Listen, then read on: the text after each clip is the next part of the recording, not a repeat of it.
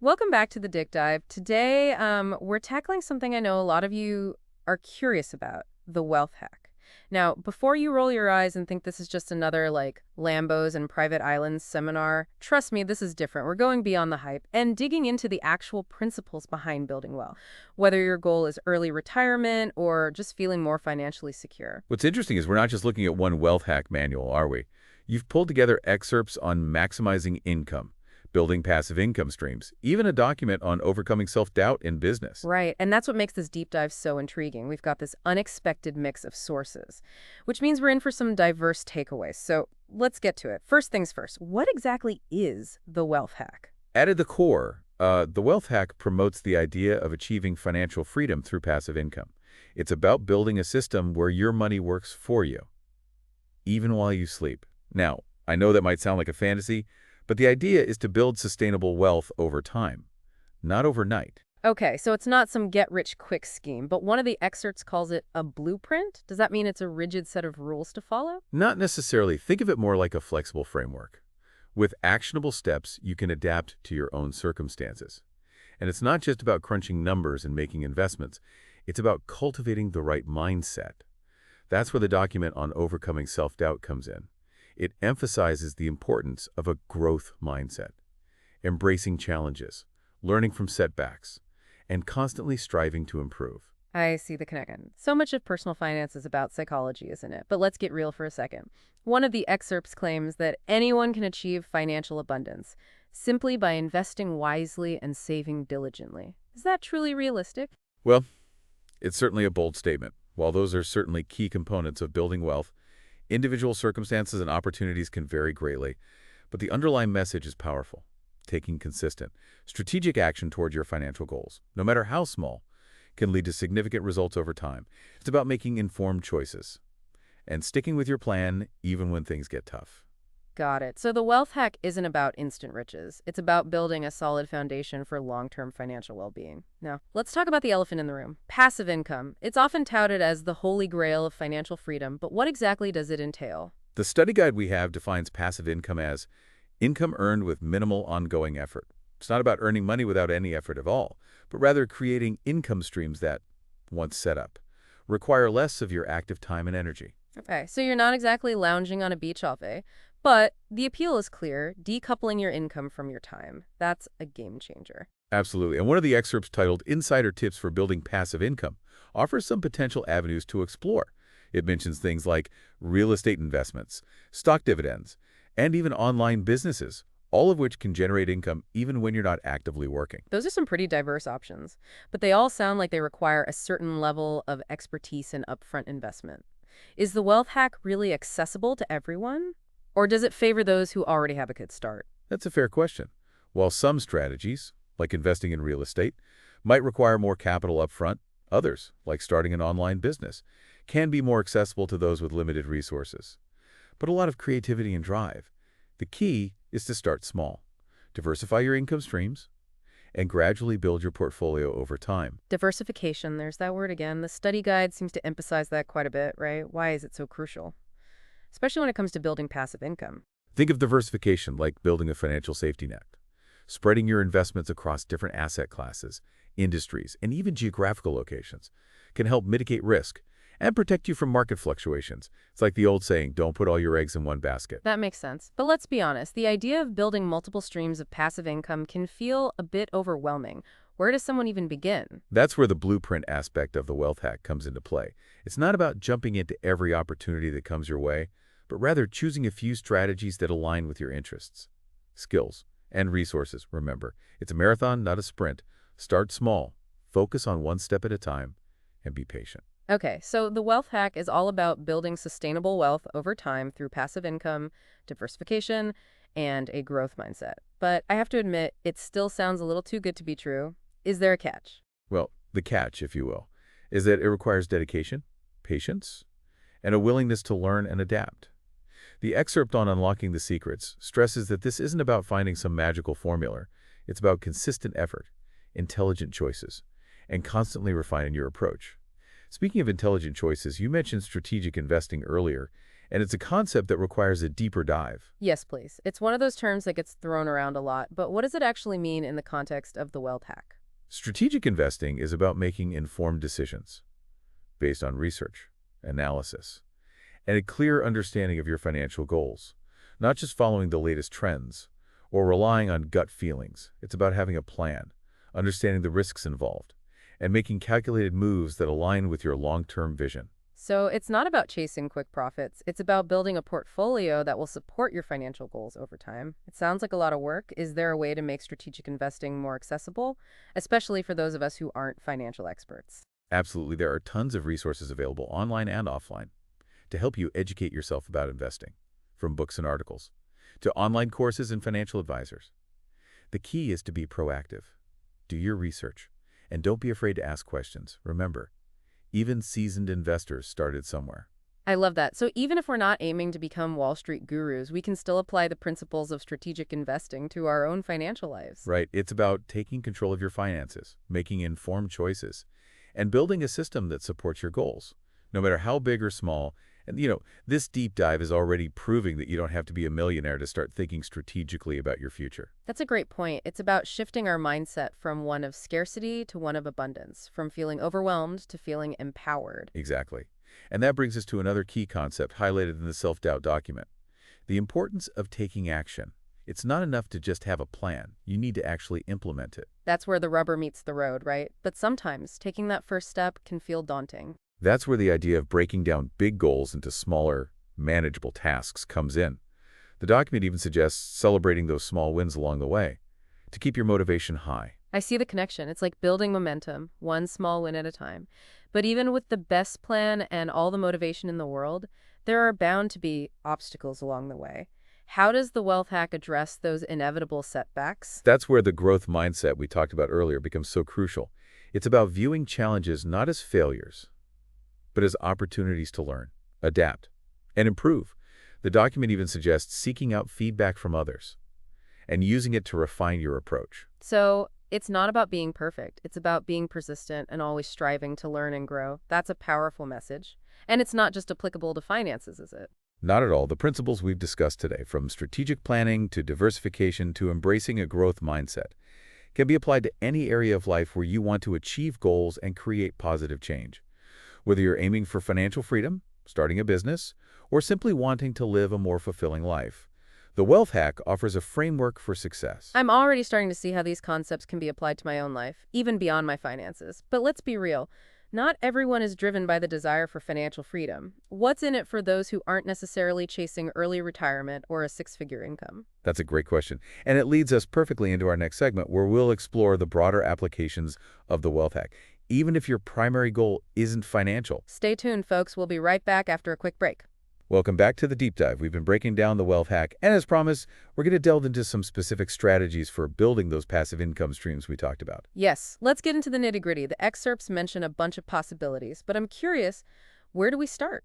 Well, real estate is a classic for a reason. It's been a wealth-building strategy for generations. Okay, real estate. Makes sense. But how does the wealth hack approach it? Is it just about buying any property and hoping for the best? Not exactly. The excerpts actually point to a few different approaches, each with its own pros and cons. I'm all ears. Break it down for us. One common strategy is rental properties. You buy a property, find tenants, and collect rent, ideally covering your mortgage and expenses, while building equity over time. But isn't being a landlord a ton of work? Doesn't that kind of contradict the whole passive income thing? You're right, it can be. Dealing with tenants, repairs, vacancies, it's not always a walk in the park. But there are ways to make it more hands-off. Like what? Well, you could hire a property management company to handle the day-to-day stuff, or explore options like REITs, real estate investment trusts, which allow you to invest in real estate without actually owning it, managing properties directly. So it's about finding the right level of involvement that works for you.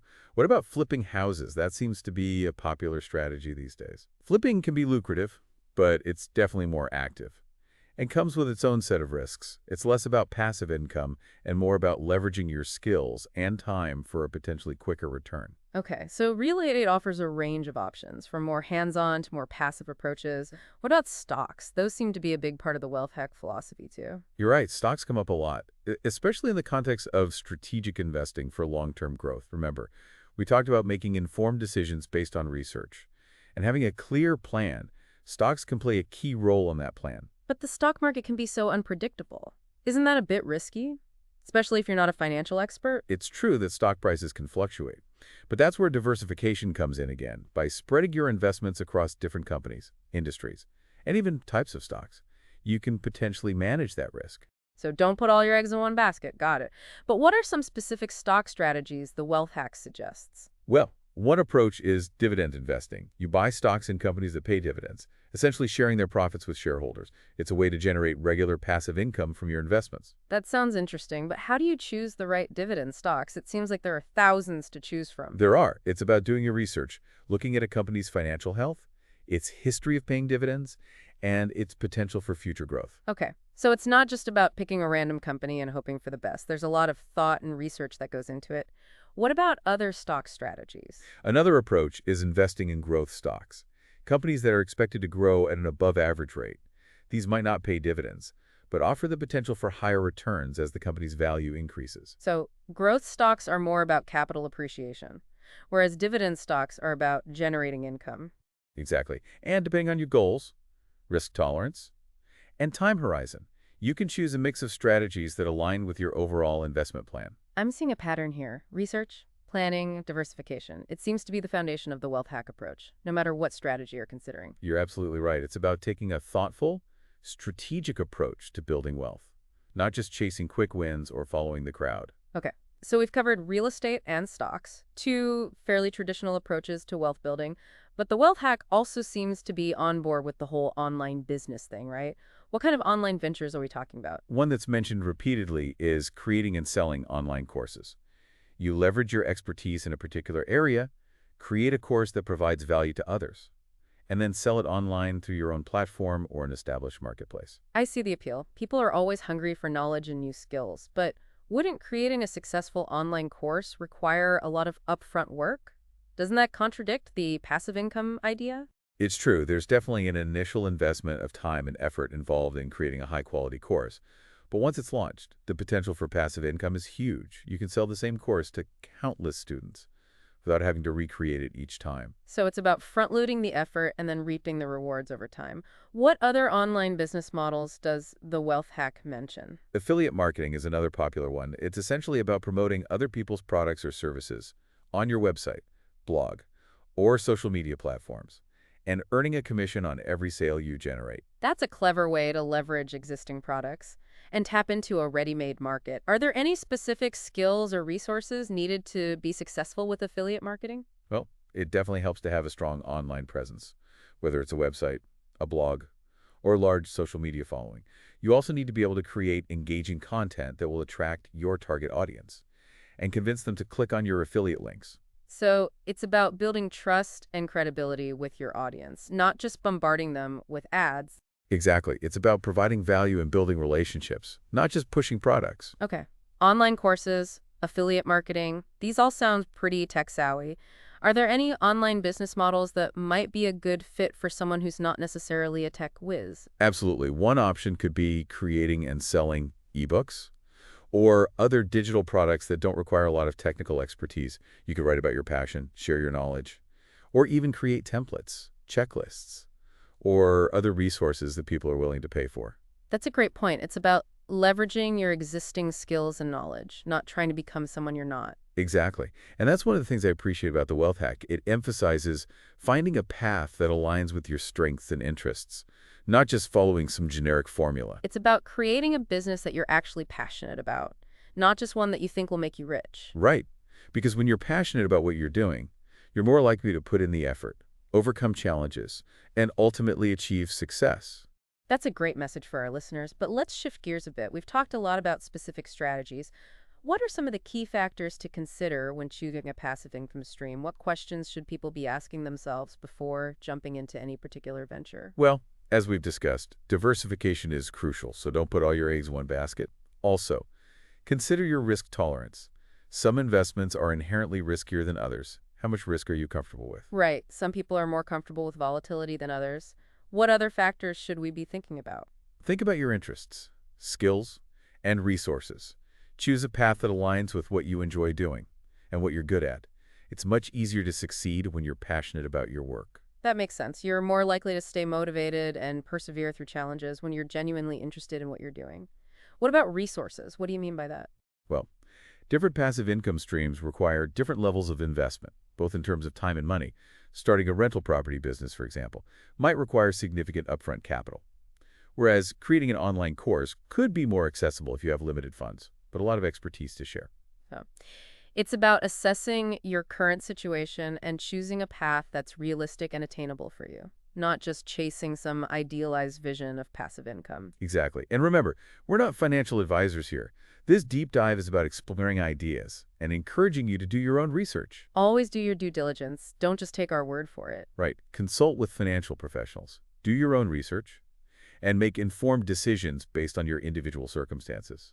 Okay, so we've talked about diversification, risk tolerance, aligning your choices with your interests and resources. Are there any other red flags to watch out for when exploring passive income opportunities? One thing to be wary of is anything that promises quick or easy riches, with little to no effort. Remember, sustainable wealth building takes time, effort, and smart decisions. Right, there's no such thing as a free lunch, especially when it comes to finances. Exactly. Another thing to be cautious about is any opportunity that requires a large upfront investment.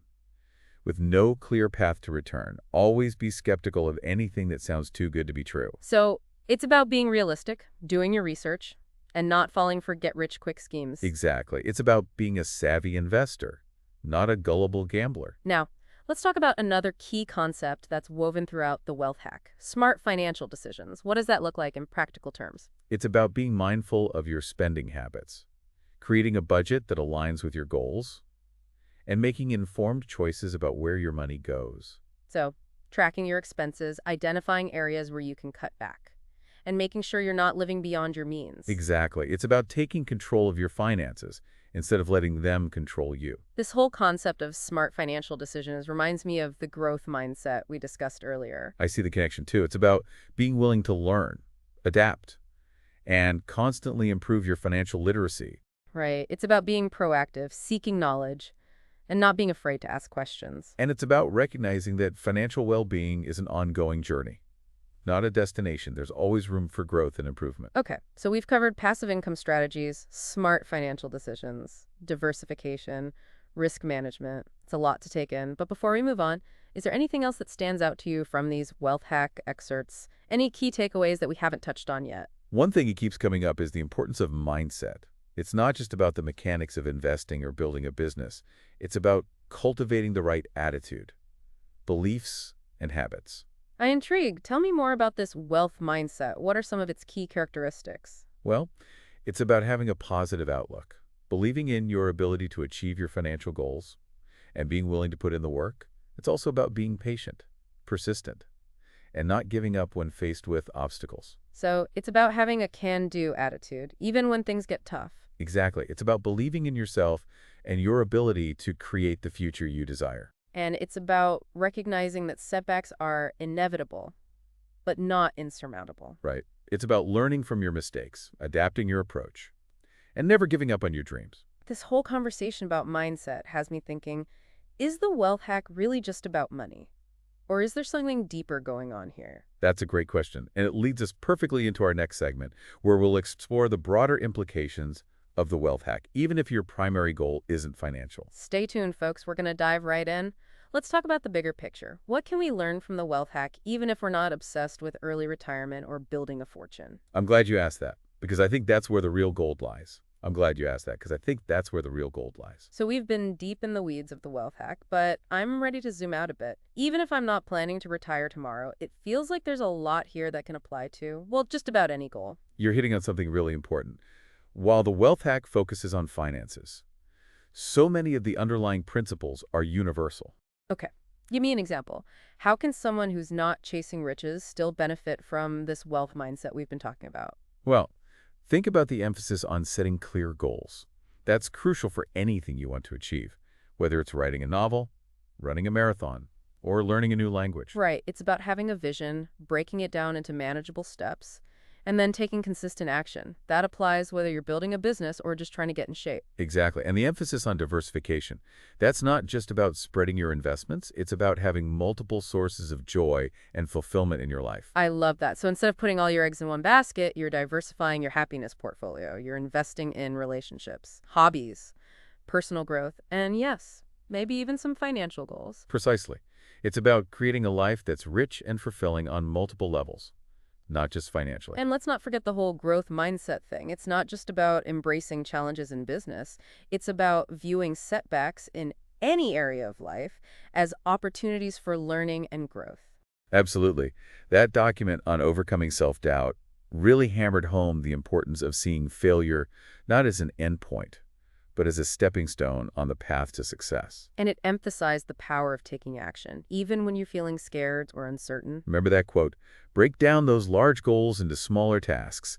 This makes the process much less daunting and allows you to celebrate your achievements along the way. That's advice that can be applied to anything, from launching a creative project to simply tidying up your house. It's about shifting from feeling overwhelmed to feeling empowered. Okay, I'm convinced the wealth hack isn't just a financial strategy, it's a life strategy. And that's why I find it so fascinating. It goes beyond the surface level of money and gets to the heart of what it means to live a purposeful, fulfilling life. It's about taking control, designing a life that aligns with your values, and then taking consistent action to make that vision a reality. Exactly. It's about being intentional, proactive, and never settling for a life that's less than what you deserve. This has been such an eye-opening deep dive. I feel like we've not only unpacked the concept of the wealth hack, but also extracted some valuable life lessons along the way. And that's the beauty of exploring diverse sources like this. You never know what connections you'll uncover or what insights you'll gain. So as we wrap up this deep dive, what's the one key takeaway you want to leave our listeners with? If I had to choose just one, it would be this. True wealth isn't just about money. It's about having a clear vision for your life, cultivating a growth mindset, and taking consistent action to build the future you desire. Whether that future includes financial freedom, creative fulfillment, deeper relationships, or all of the above, the principles we've discussed today can help you get there. That's a powerful message, and I think it perfectly encapsulates the essence of the wealth hack. It's not about following a rigid formula. It's about empowering yourself to create a life that's truly fulfilling, on your own terms. And remember, this is just the beginning. The journey to personal and financial growth is ongoing.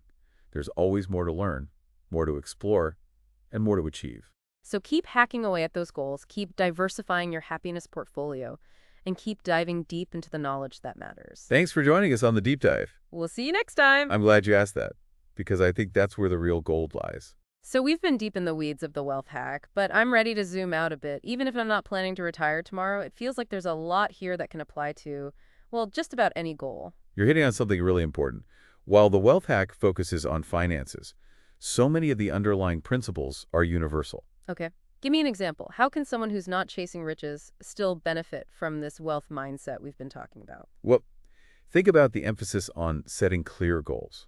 That's crucial for anything you want to achieve, whether it's writing a novel, running a marathon, or learning a new language. Right. It's about having a vision, breaking it down into manageable steps, and then taking consistent action. That applies whether you're building a business or just trying to get in shape. Exactly. And the emphasis on diversification. That's not just about spreading your investments. It's about having multiple sources of joy and fulfillment in your life. I love that. So instead of putting all your eggs in one basket, you're diversifying your happiness portfolio, you're investing in relationship, hobbies, personal growth, and yes, maybe even some financial goals. Precisely. It's about creating a life that's rich and fulfilling on multiple levels, not just financially. And let's not forget the whole growth mindset thing. It's not just about embracing challenges in business. It's about viewing setbacks in any area of life as opportunities for learning and growth. Absolutely. That document on overcoming self-doubt really hammered home the importance of seeing failure not as an endpoint, but as a stepping stone on the path to success. And it emphasized the power of taking action, even when you're feeling scared or uncertain. Remember that quote, break down those large goals into smaller tasks. This makes the process much less daunting and allows you to celebrate your achievements along the way. That's advice that can be applied to anything, from launching a creative project to simply tidying up your house. It's about shifting from feeling overwhelmed to feeling empowered. Okay, I'm convinced. The wealth hack isn't just a financial strategy, it's a life strategy. And that's why I find it so fascinating. It goes beyond the surface level of money and gets to the heart of what it means to live a purposeful, fulfilling life. It's about taking control, designing a life that aligns with your values, and then taking consistent action to make that vision a reality. Exactly. It's about being intentional, proactive, and never settling for a life that's less than what you deserve. This has been such an eye-opening deep dive. I feel like we've not only unpacked the concept of the wealth hack, but also extracted some valuable life lessons along the way. And that's the beauty of exploring diverse sources like this. You never know what connections you'll uncover or what insights you'll gain. So as we wrap up this deep dive, what's the one key takeaway you want to leave our listeners with? If I had to choose just one, it would be this. True wealth isn't just about money. It's about having a clear vision for your life, cultivating a growth mindset, and taking consistent action to build the future you desire, whether that future includes financial freedom, creative fulfillment, deeper relationships, or all of the above. The principles we've discussed today can help you get there. That's a powerful message, and I think it perfectly encapsulates the essence of the wealth hack. It's not about following a rigid formula. It's about empowering yourself to create a life that's truly fulfilling, on your own terms. And remember, this is just the beginning. The journey to personal and financial growth is ongoing. There's always more to learn, more to explore, and more to achieve. So keep hacking away at those goals. Keep diversifying your happiness portfolio, and keep diving deep into the knowledge that matters. Thanks for joining us on The Deep Dive. We'll see you next time.